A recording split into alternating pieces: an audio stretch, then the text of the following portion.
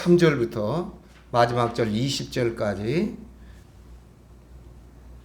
함께 말씀을 봉독하고 말씀을 받겠습니다. 말씀 가운데 계신 주님의 음성을 함께 들으실 수 있기를 바랍니다. 13절입니다. 또 내가 들으니 하늘에서 음성이 나서 이르되 기록하라. 지금 이후로 주 안에서 죽은 자들은 복이 있도다 하시매 성령이 이르시되 그리하다. 그들이 수고를 그치고 쉬리니 이는 그들의 행한 일이 따름이라 하시더라. 또 내가 보니 흰 구름이 있고 구름 위에 인자와 같은 이가 앉으셨는데 그 머리에는 금 면류관이 있고 그 손에는 예리한 낫을 가졌더라. 또 다른 천사가 성전으로부터 나와 구름 위에 앉은 이를 향하여 큰 음성으로 외쳐 이르되 당신의 낫을 휘둘러 거두소서.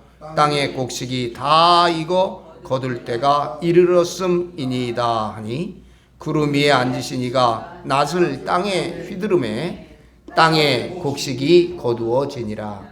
또 다른 천사가 하늘에 있는 성전에서 나오는데 역시 예리한 낫을 가졌더라. 또 불을 다스리는 다른 천사가 제단으로부터 나와 예리한 낫 가진 자를 향하여 큰 음성으로 불러 이르되 내 예리한 낫을 휘둘러 땅에 포도송이를 거두라. 그 포도가 익었느니라 하더라. 천사가 낫을 땅에 휘둘러 땅에 포도를 거두어 하나님의 진노의 큰 포도주 틀에 던지매 성 밖에서 그 틀이 밟히니 틀에서 피가 나서 말 굴레까지 닿았고 1600 스타디온에 퍼졌더라. 아멘. 이는 하나님의 말씀입니다. 하나님의 크신 은혜와 우리 구주 예수 그리스도로 쫓아 은혜와 평강이 또 하나님 주시는 치유가 하나님 주시는 위로가 오늘 예배하는 우리들 모두의 심령 가운데 또 사랑하는 권속들 사랑하는 우리 모든 가족들 위해 충만히 함께 하시기를 간절히 축원합니다. 축복합니다. 오늘은 13절부터 20절까지 조금 긴데요. 끝까지 딱 마무리 지도록 그렇게 하겠습니다. 짧게 말씀드리겠습니다. 강장로님은 권사님 안 오셨으니까 2배로 열심히 잘 들으셔야 되겠는데. 또 내가 들으니 하늘에서 음성이 나서 이르되 기록하라. 지금 이후로 주 안에서 죽은 자들은 복이 있도다 하시매 성령이 이르시되 그리하다. 그들이 수고를 그치고 쉬리니 이는 그들이 행한 일이 따름이라 하시더라. 지금 14절에 아주 특징적인 게 있는데요. 천사들이 계속 나와서 한마디씩 합니다. 첫째 천사는 6절에 나왔어요. 6절에 14장 6절에 보면 또 다른 천사가 공중에 날아가는데 그러면서 영원한 복음을 가졌더라. 그런 말을 했죠. 그 다음 천사가 8절에 나왔죠. 또 다른 천사가 두 번째 천사예요. 두 번째 천사인데 또 다른 천사, 그 두 번째 천사가 나왔죠. 세 번째 천사가 나옵니다. 9절에 나오죠. 또 다른 천사, 그 셋째가 세 번째가 나왔어요. 그 다음에 이번 네 번째입니다. 이 13절에 또 내가 들으니 하늘에서 음성이 나서 이르되 기록하라. 이 음성이 나는 이 음성이 바로 천사가 하는 거죠. 그러니까 이 천사는 네 번째 천사가 해당되겠죠. 그래서 하늘에서 천사의 음성이 들리면서 이르되 기록하라. 뭘 기록하라 그럴까요? 하나님의 불변하는 언약을 기록하라는 거예요. 어떤 언약이 거기 나와요? 지금 이후로 주 안에서 죽은 자들이 복이 있다. 할렐루야. 아멘. 그렇게 말씀하시매 성령이 이르시되 그리하다. 그들이 수고를 그치고 쉬리니 이를 그들이 행한 일이 따름이라 하시더라. 주 안에서 죽은 자들은 하나님의 계명과 예수 그리스도의 믿음을 지키다가 순교한 자들입니다. 그렇죠? 그 순교하는 자가 복이 있다. 계시록 20장 6절에 보면 이는 첫째 부활에 참여하는 자들은 복이 있다. 첫째 부활에 참여할 수 있기 때문에 그렇죠. 그래서 그들이 하나님과 그리스도의 제사장이 되어서 천년 동안 그리스도 더불어 왕노릇할 것이다. 그러면서 그들이 수고를 그치고 쉬리니 이는 그들이 행한 일이 다름이라. 그들이 수고를 그치고 쉰다는 것, 그들은 자기가 맡은 일을 완성한 자들이므로 안식할 수 있다. 그렇게 히브리서는 말하고 있습니다. 히브리서 4장 10절에 이미 얘기했죠. 이미 그 안식에 들어간 자는 하나님이 자기의 일을 쉬심과 같이 그도 자기의 일을 쉬시니라. 할렐루야. 사랑하는 여러분, 오늘 우리들에게 주어진 하나님의 임무가 있습니다. 명령이 있습니다. 우리가 늘 알고는 있으나 행하지 못하는 거 있죠. 그래서 늘 와서 회개하고 기도하죠. 여러분, 우리에게 맡겨주신 일, 그 일이 사명이요, 그 일이 천명이요, 생은 명령이라 하신 하나님의 일인 줄로 믿으시기 바랍니다. 우리가 깨달음이 올 때마다 속히 그 일을 준행하시기를 바랍니다. 그런데 이 9절의 말씀, 13절 말씀은 11절과는 대조가 돼요. 11절에 보니까 고난의 연기가 세세토록 올라가는데 그의 이름표를 받은 자는 누구든지 밤낮 쉼을 얻지 못하리라 그랬어요. 11절엔 쉼을 얻지 못한다는 거예요. 그런데 오늘 여기 13절에 보니까 뭐라고 합니까? 그들이 수고를 그치고 쉬리니 이는 그들이 행한 일이 따름이라. 쉰다는 거죠. 일을 마친 자, 일한 자가 쉴 때 항상 그들이 행한 일이 따른다는 거예요. 아멘. 여러분, 대부분 기독교인들은 믿음으로 구원을 받는다고 말합니다. 바울의 신앙 고백이지요. 오직 의인은 믿음으로 말미암아 살리라. 그런데 이게 잘못 해석되면은요, 예수님의 이름을 입술로만 믿으면서 입술로만 믿는데 내가 주여 주여 한다고 아니죠. 주여 주여 하는다라고 다 구원받는 거 아니라고 그랬어요.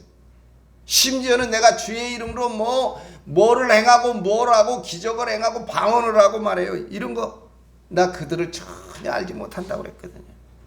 여러분, 예수님의 이름을 입술로만 믿으면 자동적으로 구원받는다 라고 착각하면서 그들의 행위는 이방인들보다 못한 사람들이 얼마나 많은지 알 수 없습니다. 얼마나 많은지 알 수 없어요. 저 어저께 채널 돌리다가요, 잠깐 본 거 있는데요. 한국의 여자아이 13개월째. 근데 이 여자아이에게는 아주 특수한 병이 있어요. 뼈가 약한 병이야. 재채기만 해도 뼈가 부러져요. 13개월밖에 안 되는데 선천적으로 뼈가 약한. 이런 애들의 특징은요, 이렇게 긴 뼈 안에다가 철심을 받고 살더구만요. 이 다리뼈도. 그러니까 13개월 됐는데 한국 아이야. 키울 사람이 없어. 지금 보모가 그 아이를 키우고 있어요. 그래서 안 되니까 얘가 입양을 보내야 되는데 이런 환자를 이 선천적인 병인데요. 그리고 아주 이거는 난치병입니다. 뼈가 잘 자라지도 못하겠죠. 크지도 못하고 뼈가 약하니까 재채기만 해도 뼈가 부러진다. 이거 갈비뼈 같은 나간다는. 간혹 그런 얘기는 들어봤는데 이건 원래 병이 그런 병이에요. 그러니까 13개월짜리 이 아이를 누가 입양을 안 해가. 그러니까 홈페이지에다 올렸어요. 전 세계에서 보라고. 그런데 미국 부부가 30대 중반쯤 된 부부가 아들이 둘이 있어요. 큰 아들이. 걔를 입양했어요. 다 알잖아요. 다 아는데 애가 아주 그냥 천사 같아. 여기 엎드려 있는데 그때도 이미 여기 막 무슨 가죽 같은 걸 뭘 차고 있어요. 얘를 데리고 가가지고 이 병을 치료하려고 걔는 엑스레이 보니까 이 철심이 막 많이 박히고 다리 있는 데만 수술을 여러 번 했더라고요. 보니까 부러지니까 자꾸 얘를 데리고 막 좋다는 병원 다 가고요. 미국 의료비가 비싼데 캐나다까지 가서 수술하고 그랬어요. 그랬다가 한국에로 왔어요. 한국에서 초대했는지 아니면 그 아이가 그 보모 자기 1년 3개월 13개월 동안 1년가량 키워진 그 부모를 보려고 온 거예요. 근데 재밌는 게 그 아이들 태권도를 가르쳤어요. 태권도. 대련을 한다거나 격파는 못해. 그냥 폼만 하는 거예요. 왜? 아이에게 용기와 그 자신감을 심어주기 위해서 그 부모들이 다 미국에서부터 태권도를. 그러니까 품새만 하는 거죠. 품새. 하면 돌아가면서 품새만 하는 거예요. 그 아이에게 용기와 자신감. 근데 여러분 보세요. 사람이라는 건 다 자기가 어떻게 하면 사랑받을 줄 알잖아요. 그 아이는 그 아이 나름대로 생존의 본능을 갖고 있더구만. 그렇게 안기고 그렇게 사랑스럽게 해. 말도 예쁘게 하고요. 영어로 하지만 한국말 못 알아. 그 아이, 부모 두 사람, 오빠들 둘. 오빠들 커. 얘만 좀 하네. 얘 6살 먹어도 이제 한국 나이로 7살, 6살이죠. 6살인데 아주 작더라고요. 잘하질 않으니까 잘하자니까. 자는데 와갖고 그 보모를 만났어요. 만나갖고 막 끌어안고 우는데 울면서 또 이 아이가 여러분 참 희한하죠. 13개월 키웠다는데 낳아서 13개월. 그리고 입양원에 얘가 엄마가 성끈을에 굴 따라가면 아기가 홀로 남아 집을 지고다가 이걸 잠자리에 할 때마다 자장가로 부르는데 그 얘기를 그 엄마 품에 앉아가 그 뜻을 모르겠죠. 왜냐면 영어로 이제 배웠으니까 얘는 가자마자 그거를 그 자기 키워준 그 보모 귀에다 대고 그 노래를 하는 거야. 그 부모가 막 감격에 겨워서 그걸 하면서 뭐 잠을 잡니다. 그걸 끊어요. 아이고 나 그거 보고 얼마나 감동돼. 야 저런 사람들이 있구나. 아니 아이 하나 키우기가 얼마나 어렵냐고 지금 뭐 그렇게 얘기하는데 아들이 둘이 있어요. 아주 잘생긴 애들이 둘이. 예. 그런데다가 이 아이를 입양하다가 이제 37인가 뭐 이렇게밖에 안 됐어요. 그 아내가 돌아다니면서 치료해 주지. 걔 데리고 또 한국도 오죠.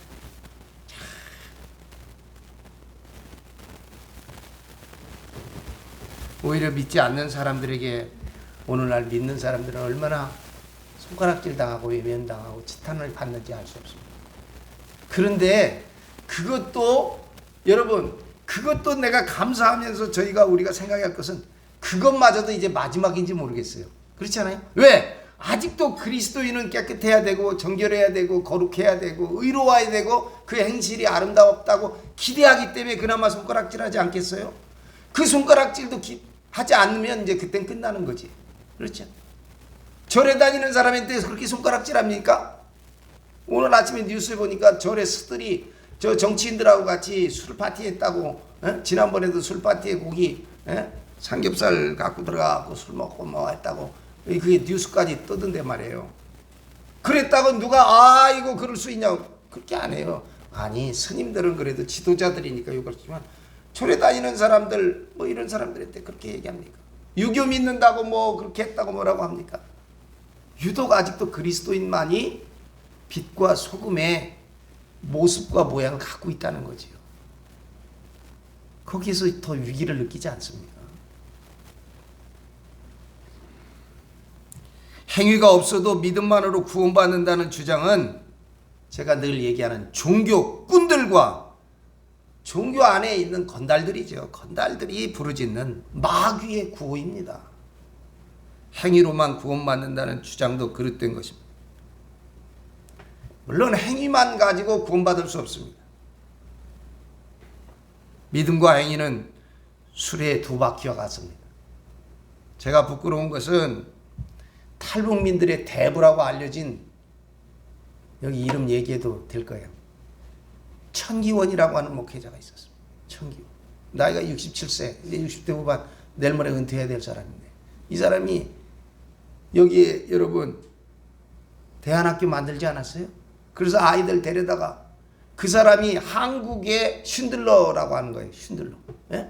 아시아의 쉰들러. 좋은 일을 얼마나 그간 그 사람이 한 일이 얼마나 많겠어요. 예? 그 어렵게 고난의 길을 넘어서 탈북한 학생들을 탈북한 사람들 다 한국까지 정착시키는데 얼마나 노고가 많겠냐 말이에요. 그런데 최근 들어 삐끗했어. 거기 학생들 8명으로 하여금 성추행, 성추행으로 고소돼서 지금까지 쌓았던 그의 모든 게 그냥 하루아침에 무너지고 재판받으러 다녀야지. 믿음과 행위는 수레에 두 바퀴와 같습니다. 여러분, 이런 일 터질 때마다 그리스도인들은 너나 할 것 없이 목회자가 됐던 장로님이 됐던 권사님이 됐던 집사님이 됐던 얼굴이 붉어지지 않아요. 왜? 아직도 우리는 빛과 소금의 사명이 있기 때문에 그렇습니다. 저는 믿습니다. 참 믿음에는 반드시 선한 행위가 따라야만 하고 참 선행은 깊은 믿음 가운데서 우러나야 될 줄로 믿습니다. 영혼 없는 몸이 죽은 것과 같이 행함이 없는 믿음도 죽은 것이다. 그렇게 야고보서 2장 26절은 우리에게 분명하게 말씀하고 있습니다. 예수님을 믿기만 하고 행위가 없는 자는 버림을 받을 것이다. 그렇게 마태복음 7장 21절로 28절은 말하고 있습니다. 나더러 주여 주여 한다고 다 천국 들어가는 것 아니라는 거예요. 아버지의 뜻대로 행하는 자. 그러면서 주님이 그랬습니다. 불법을 행하는 자들아 내게서 떠나라. 그날에 많은 사람들이 나더러 이르되 주여 주여 우리가 주의 이름으로 선지자 노릇도 하고 주의 이름으로 귀신도 쫓아내고 주의 이름으로 많은 권능도 행하지 않았습니까? 소용없다는 것이죠.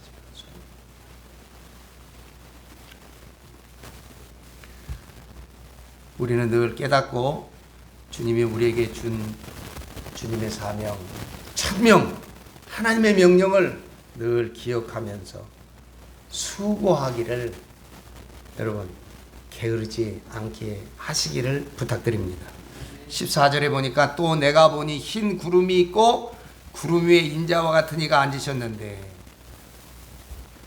흰 구름은요 영광과 성결의 상징입니다. 이 말씀은 다니엘서 7장 13절에도 똑같이 나오는 말씀인데 나중에 찾아보시기 바랍니다. 그 구름 위에 인자와 같은 이가 앉으셨는데 그 머리에는 금면류관이 있고 만유를 통치하시는 그리고 죄에 대한 승리자이신 승리의 상징이죠. 통치와 승리의 상징 금면류관. 그 손에는 예리한 낫을 가졌더라. 최후의 심판이죠. 흰 구름은 하나님의 수레라. 그렇게 시편 104편 3절에 말씀하고 있죠. 물에 자기 누각에 들보를 얹으시며 구름으로 자기 수레를 삼으시고 바람 날개로 다니신다. 그런 말씀을 우리가 들어봤습니다. 천사의 물입니다. 천사의 물.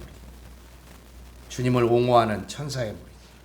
예수 그리스도께서 승천하실 때 구름을 타고 올라갔다. 재림하실 때도 역시 구름을 타고 오시는데 그 구름은 천사의 무리인 줄로 믿습니다.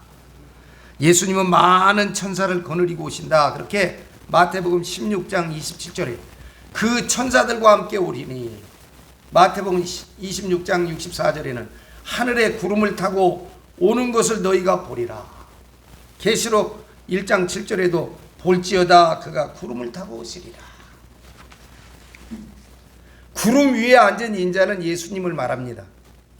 머리에 금 면류관은 인자가 추수를 주관하시는 왕이심을 드러내는 거죠. 통치와 그리고 죄로부터의 승리예요. 예리한 낫은 추수를 상징합니다. 심판을 상징하는 것이죠. 예리한 낫 그러면 떠오르는 게 있지 않습니까? 누가복음 3장 17절에 보면 무슨 말씀이 있습니까? 알곡은 추수해서 곡간안에, 쭉정이는 거두어서 불에 던진다. 예수님은 추수를 주관하시고 추수는 천사들이 합니다. 마태복음 13장 3절로 8절에 있습니다. 마태복음 13장 37절로 42절에 있습니다. 추수꾼은 천사들이니 그런즉 가라지를 거두어 불에 사르는 것 같이 세상 끝에도 그러하리라. 인자가 그 천사를 보내리니 그랬어요. 예수님은 추수를 주관하시고 천사들이 추수합니다.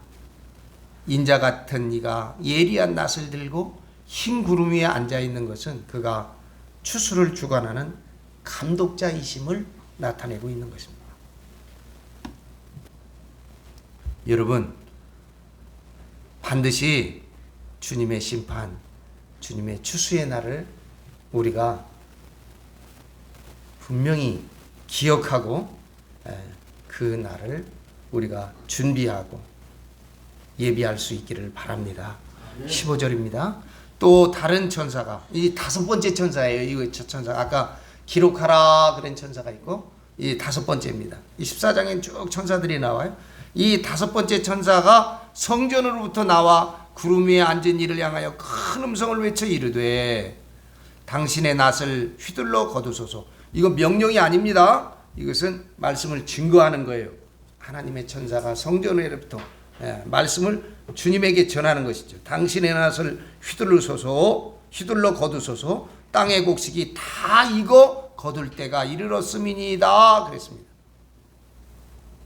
요엘서 3장 13절에도 보니까 너희 낫을 쓰라 곡식이 익었도다 와서 밟을지어다 포도주 틀이 가득하고 포도주 독이 넘치리니 그들의 악이 크미니라.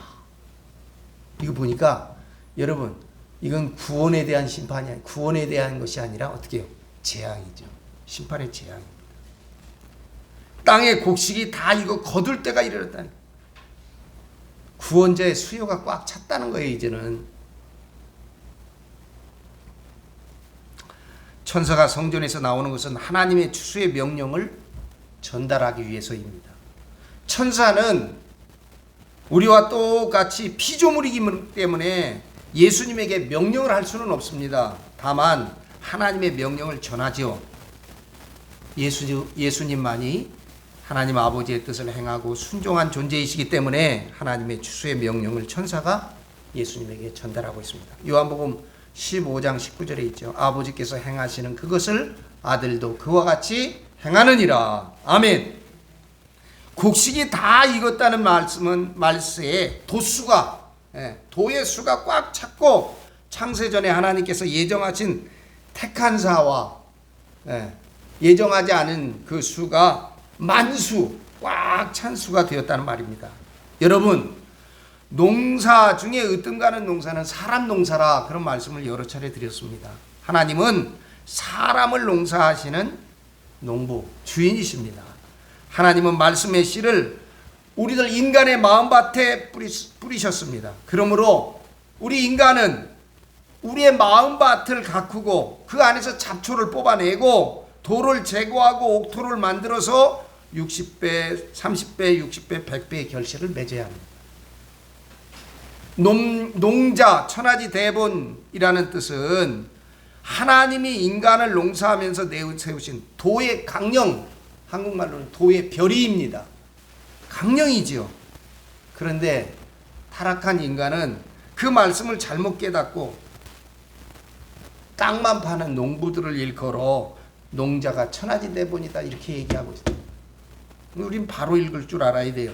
하나님은 아담과 하와 한 쌍을 지어서 사람 농사를 시작하셨는데 마귀와 뱀이 찾아와 마귀의 씨앗을 뿌려서 인간 농사를 망쳐놓았습니다.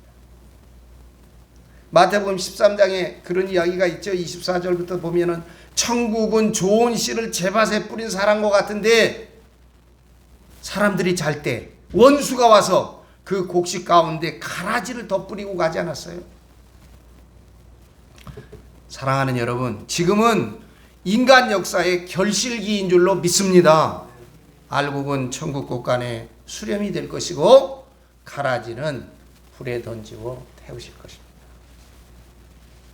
기억하시기를 바랍니다.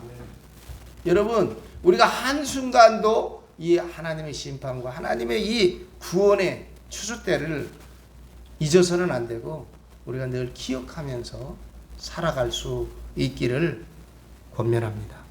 16절 구름 위에 앉으신 이가 아까 앉으셨죠? 인자 예수 그리스도입니다. 낫을 땅에 휘두름에 땅의 곡식이 거두어지니라. 근데 이 16절은 보니까요 형벌이 없는 것으로 볼 때 이거는 구원의 추수인 것 같아요. 인자는 하나님의 명령에 순종하여 낫을 휘둘러 땅에서 결실된 인간 알곡을 거두십니다. 낫은 구원받은 자들에게는 사랑의 낫이지만 멸망받을 사람 인간 가라지들에게는 멸망의 낫이 될 것입니다. 세계인의 마음밭에서 추수될 인간 알곡, 사람 알곡이 과연 얼마나 될까요? 이 16절에 해당되는 사람이 얼마나 될까요? 사랑하는 여러분, 저와 여러분이 구름에 앉으신 이가 낫을 휘두르매 땅의 곡식이 거두어지니라. 이 구원에 참여되어 곳간에 하나님의 나라에 이르는 복된 저와 여러분이 되시기를 주님의 이름으로 간절히 축복합니다. 아멘. 여섯 번째 천사가 17절에 나옵니다. 또 다른 천사가 여섯 번째예요. 하늘에 있는 성전에서 나오는데 역시 예리한 낫을 가졌더라. 하나님의 보내심을 받은 천사죠. 이것은 악한 자들을 심판하기 위함인 것 같아요. 이 천사는 포도송이를 거두기 위해서 낫을 들고 나와요. 밑에 보면 바로 나오죠. 포도송이가 18절에. 이 18절에 나오는 포도송이는 참포도나무 열매가 아니라 소돔과 고모라의 쓸개 포도를 말합니다. 이 천사가 성전에서 나오는 것을 보면 하나님의 명령을 수행하기 위한 지위가 높은 천사인 것을 우리가 짐작할 수 있습니다. 18절에 또 불을 다스리는 천사가, 여러분, 천사는 바람을 다스렸죠. 계시록 7장에 나와요. 물을 다스립니다. 계시록 16장 5절에. 근데 여기 보니까 불을 다스리는 천사도 있어요. 그런데 이 불을 다스린다, 이것은 하나님의 진노의 심판을 상징하고 있습니다. 불을 다스리는 천사가 제단으로부터 나와 예리한 낫을 가진 자를 향하여 큰 음성으로 불러 이르되 내 예리한 낫을 휘둘러 땅의 포도송이를 거두라. 그 포도가 익었느니라 하더라.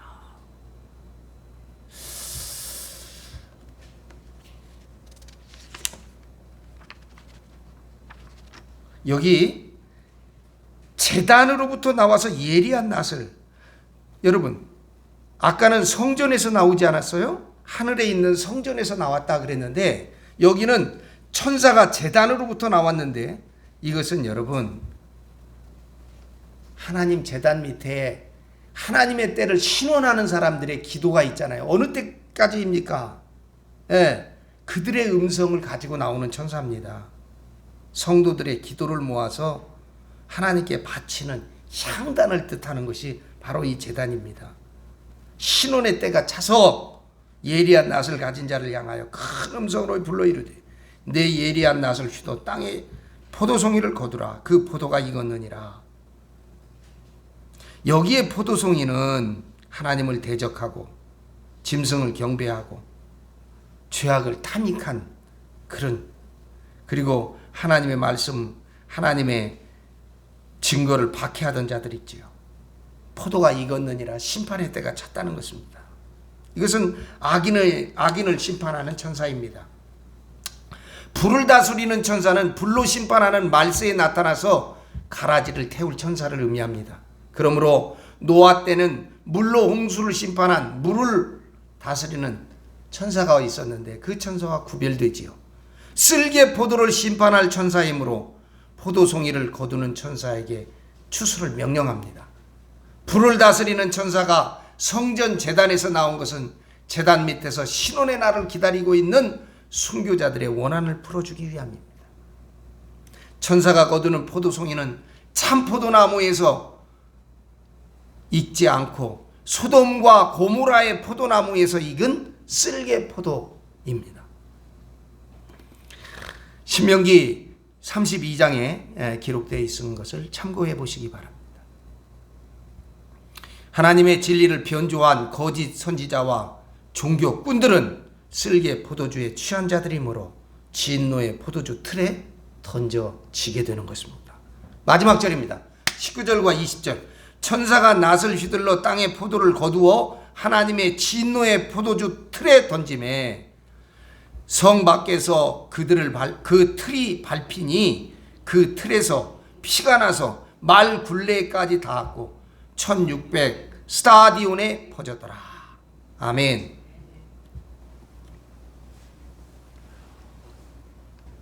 제가요 조지아를 가봤어요. 조지아. 러시아의 끝자락에 있어요. 조지아가 옛날엔 러시아 연방이었죠. 조지아 아르메니아, 그 다음에 그 밑에가 아제르바이젠이라고 하는 데가 있어요.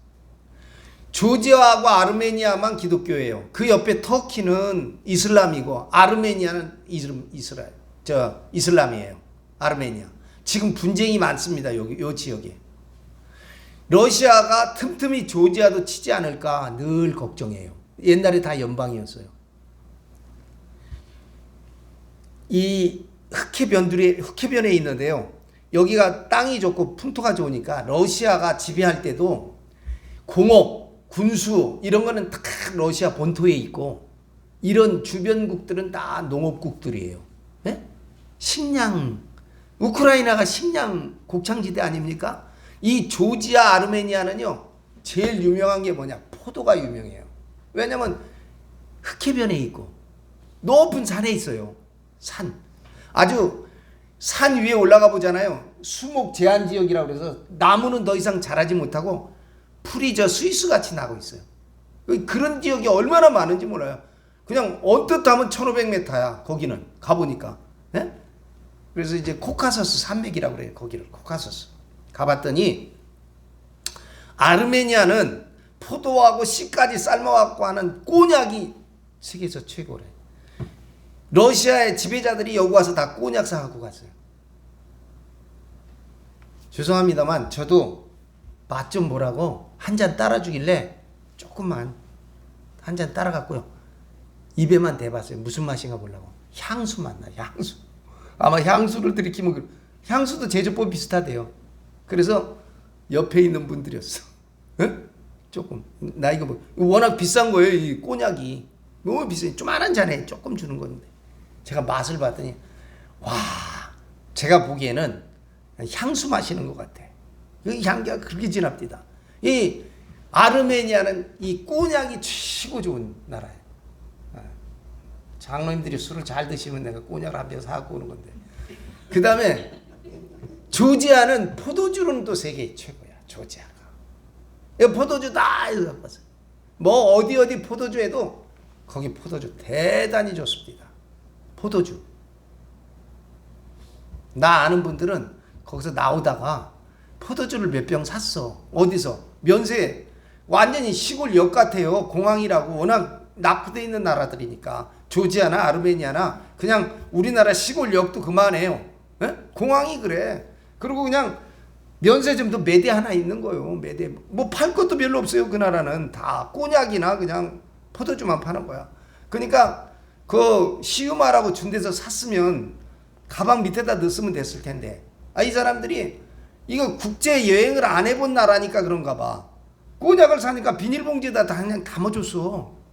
면세구역에서 샀으니까. 그러면 세계적으로 통용하는 그 법칙이 있을 텐데 저는 뭐 그런 거 안 사봤으니까 모르는데 이걸 가지고 트랜스포 하려고 저 카타르 항공 탔는데 카타르 도하에 따고 왔더니 면세구역으로 이동하는데 뭐 내가 그거 인솔 안 한 거니까 난 책임 없죠. 난 뒤따라서 슬렁슬렁 오는데 나는 먼저 갔던 것 같아. 먼저 딱 들었는데 막 사람들이 울그락불그락 해갖고 왔어 나한테. 왜들 그래? 왜들 그래? 그랬더니 면세구역에서 꼬냑 다 뺏긴 거야. 어? 그러니까 조지아나 아르메니아는 그런 걸 할지를 몰라. 공항도. 이게 면세 지역에서는 그냥 지나가니까 무슨 표를 해주든가 면세 뭐 했다고 해줘야 그냥 지나가는 건데 그냥 물병이잖아. 그러니까 다 걸리는 거지. 여러분 술 좋아하는 사람은 얼마나 화가 나겠어. 그 비싼 술을 사와가지고 카타르 도하에서 다 뺏겼으니까. 내가 볼 때 그 사람들은 그거 빼서 집에 갖고 와서 자기들이 잘 먹었을 것 같아. 술병 따지도 않은 거잖아요. 그렇잖아요. 면세 비닐봉지 들어있는. 그래갖고 막 불그락 하더라고. 나도 만약에 사왔으면 거기서 뺏겼을 거예요. 그렇죠? 원래는 그런 거는 해갖고 가방에다 넣었어야 돼. 에? 미리 사갖고. 내가 속으로 그랬지. 쌤통이다. 그런데 거기 가보니까요. 나도 그런 거 해봤는데 포도를 따라 그러더라고요. 포도를.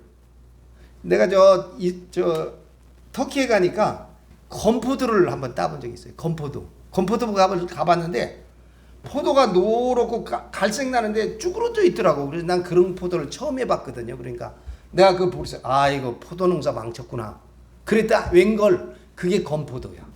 그걸 다 따갖고요. 중간중간 우리 타작마당 같이 밭 가운데 있어요. 그냥 터키는 아주 바다같이 넓은 평야니까. 그래서 이게 넓게 이렇게 세면으로 발라놓은 데가 뭔가 그랬더니 거기다가 그걸 쏟아붓고 우리 벼 말리듯이 말려요. 그러니까 나무에서 반이 마르고 그거 내려와서 반 마르는 거예요. 그거 다 유럽에서 수입해 갑니다. 우리가 그 말리는 데가 뭔가 해갖고 옆에 서 있었더니 그 양반들이 이렇게 말리다 말고 이만한 봉투에다가 소도 한 말쯤 건포도를 주면서 갖고 가서 씻어서 먹어 그러더라고요. 그 밖에서 널어서 먼지 묻었다고 먼지 묻을 것도 없는데 그렇게 주더라고요. 이게 터키 사람들 인심이 그렇게 좋아. 근데 조지아를 가가지고 포도를 따라길래 좀 따봤어요. 그래갖고 그걸 보면 그게 거기 소위 말하면 관광 프로그램이야. 갖고 이렇게 올라가면요 포도주 틀에 집어넣어 넣고 관광객들을 다 장화를 신겨갖고 올라가고 그걸 밟으라 그래. 그게 포도주 틀이 있더라고. 이게 이제 재래식 방법을 하는 거죠. 지금 그렇게 하겠어요? 다 기계로 하겠지. 그리고 지하 창고에는 뭐 포도 어마어마하게 있더라고.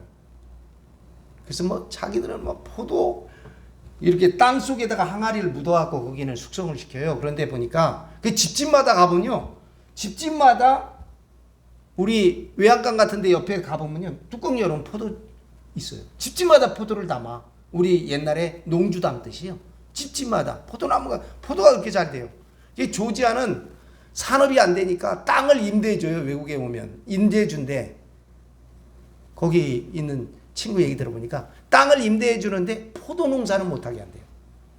포도 농사는. 왜냐면 자기들의 주 산업이 포도니까. 근데 그 포도주 틀에 넣고 그걸 밟더라고요. 그래서 나는 뭐 그런 데 올라가 보지 않았으니까 올라가고 막들 밟게 해요. 밟게 하는데 여러분 중요한 게 있어요.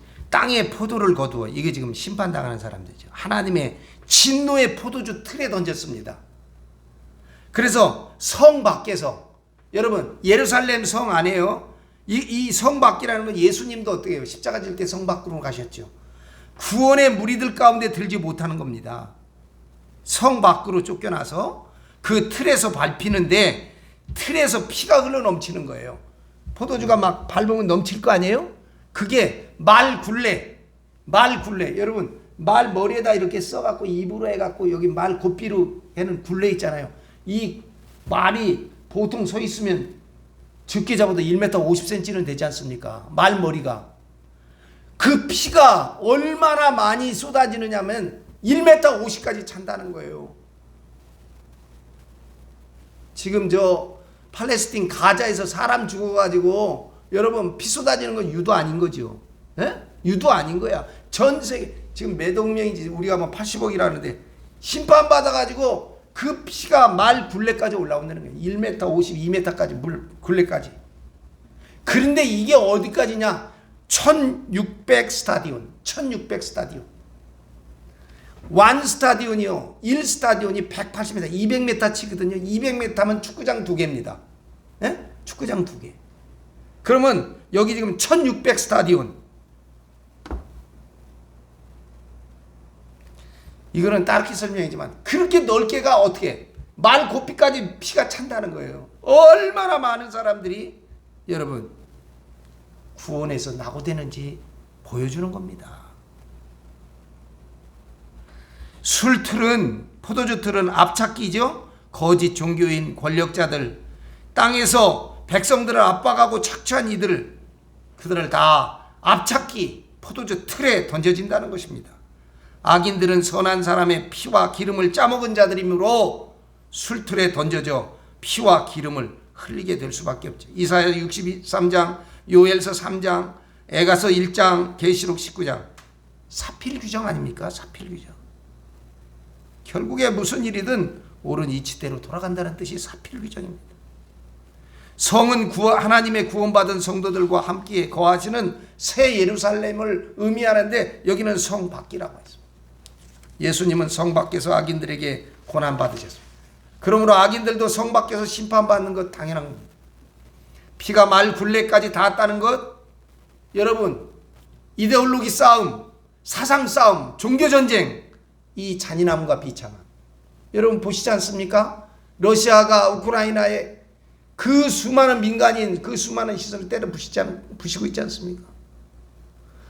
저 이스라엘이 가자에서 그 남북한 장악행위를 하고 있지 않습니까? 이게 뭐예요 다? 이게 이데올로기, 사상, 종교 싸움 아닙니까? 이 전쟁,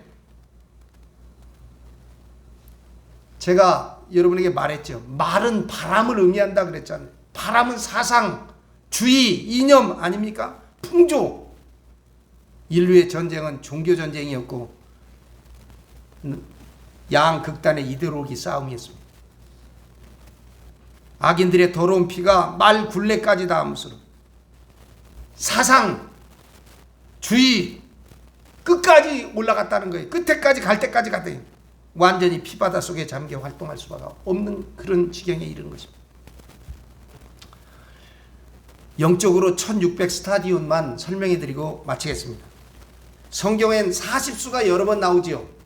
노아의 40일 홍수 심판이 있었고, 바로가 애굽의 바로의 궁정에서 40년을 삽니다. 그리고는 그 궁정에서 미디안 광야로 도망가고 또 40년을 삽니다. 신의 광야에서. 이스라엘 백성들이 신의 광야를 40년 떠돌았죠. 또 장막에서 장막을 40번 옮깁니다. 사울왕은 40년 재위합니다. 다윗도 40년 재위합니다. 솔로몬도 40년 재위했습니다. 그리고 예수님께서도 40일 금식하시고 광야에 나가서 시험하십니다. 예수님이 부활하신 후에 40일 동안 땅에 머물러서 제자들을 만나고 말씀을 증거하셨습니다. 땅에 계셨습니다. 이 40이라는 수는 사탄 마귀를 분립시키기 위한 시험과 구도의 기간입니다. 사탄 마귀가 인간을 괴롭힌 40수가 40이라는 숫자가 나중에는 악인을 심판하는 피의 숫자로 나타나는 것은 인과응보가 아닐 수가 없습니다. 원인이 원인과 결과에 따라 응답과 보답이 이루. 1600 스타디온은 40을 제곱한 수입니다. 4, 16이죠. 이것은 충족된 형벌과 복수를 상징하는 수입니다. 4는 땅의 숫자라고 그랬잖아요. 10은 만수라고 그랬죠. 그 40과 40 아주 충족하게 40과 40이 곱해지면 1600이 나옵니다. 땅의 수 4에다가 완성수 10을 곱한 40수. 이것은 사탄과 마귀가 인간에게서 완전히 침입한 수의 상징인데, 마지막 심판 때에는 악인들이 이 40이라는 수의 그물에 걸려서 심판을 받는다는 것이 하나님의 공의인 줄로 믿습니다. 늘 기억하십시다. 그날은 반드시 우리에게 임하게 될 것이고, 그날을 늘 기억하면서 하나님 주신 천명, 그 소명, 그 사명을 우리가 열심히 준수함으로 주 안에서 죽은 자가 복이 있다 하신 주님의 복, 그래서 부활에 이르는 복된 저와 여러분 우리 모두가 되시기를 예수님의 이름으로 간절히 축원합니다. 축복합니다. 기도하겠습니다. 영원하신 생명과 구원의 하나님, 길과 진리와 생명의 빛으로 우리를 구원하여 주심을 감사합니다. 주님의 대속의 십자가 보혈로 우리의 죄짐을 풀어주시고 성령의 권능을 주시어 주님 말씀에 순종하는 믿음을 주시옵소서. 예수 그리스도의 이름으로 기도합니다. 아멘. 무한하신 사랑과 은혜의 아버지 하나님, 지나간 한 주간도 시간과 일에 분주히 쫓겨 분주히 살아갔던 우리를 인도하여 주시어서 이 거룩하고 복된 성일 주일에 안식을 얻게 하여 주시오니 감사하고 감사합니다. 세상의 근심과 걱정을 내려놓고 예배함으로 위로와 힘을 얻게 하여 주시옵소서. 함께하지 못한 이들을 위하여 기도하오니 저들 가운데도 임하여 주시옵시고 위로하시고 치유하여 주시옵소서. 찬송으로 기쁨이 회복되고 기도로 힘을 얻으며 말씀을 듣는 가운데 참된 진리를 깨닫고 마음에 새기게 하여 주시옵소서. 하나님, 나라의 위정자들을 붙잡아 주셔서 만왕의 왕 되시는 주님의 뜻을 받들어 이 나라를 바로 섬기는 자들이 되게 하여 주시옵소서.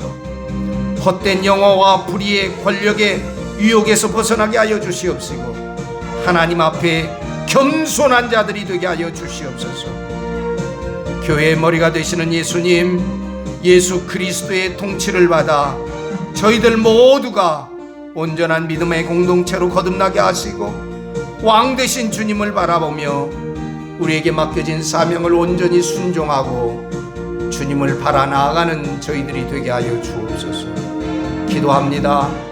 전쟁의 땅들마다 주님의 평화가 임하게 하여 주시옵시고, 죽음의 세력들을 주님께서 막아 주시옵시고 벗어나게 하여 주시옵소서. 또한 우리 서정의 가족 가운데 하나님, 몸이 불편하고 연약하고 아픔과 고통 가운데 기도하며 간구하며 부르짖는 이들이 있습니다. 함께 기도하오니 주의 보혈의 손으로 안수하여 주시옵시고, 성부와 성자와 성령의 치유의 광선이 임하게 하여 주시사 온전케 하여 주시옵시고, 치유하게 하여 주시옵시고, 나음을 베풀어 주시옵시며, 아픔과 고통이 나사렛 예수 그리스도의 이름으로 물러가게 하여 주시옵소서. 이 모든 말씀을 우리의 구원이 되시고 능력이 되시며 우리의 힘이 되시는 능하신 주님 예수 그리스도의 이름으로 간절히 기도드리옵나이다. 아멘.